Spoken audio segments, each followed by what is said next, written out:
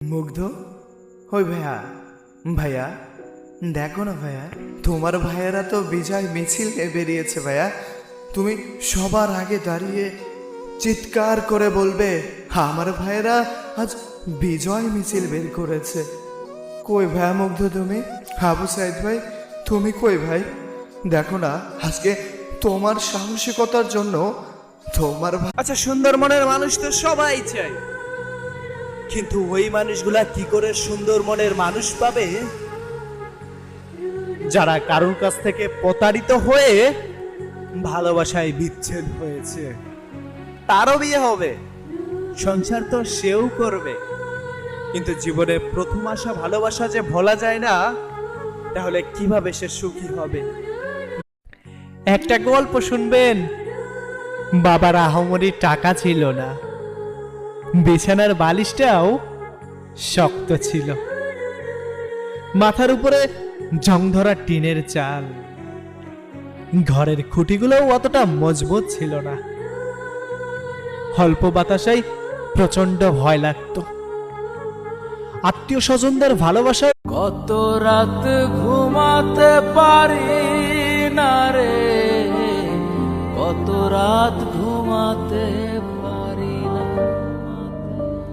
কত রাত ঘুমাতে পারি না রে, কত রাত ঘুমাতে পারি না,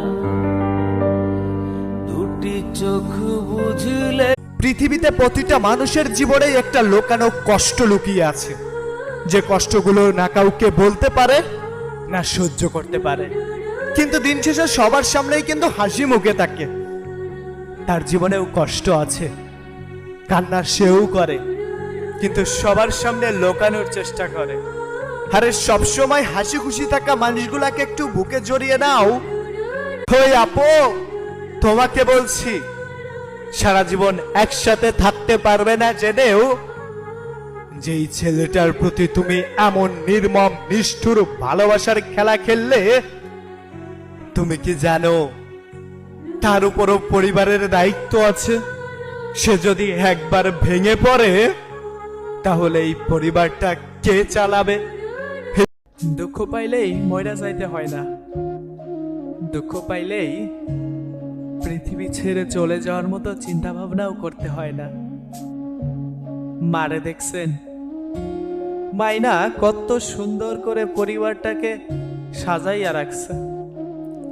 অভাবের সংসার, ছোট থাকতে বুঝি নাই, বড় হবার পরে যখন বুঝবার পর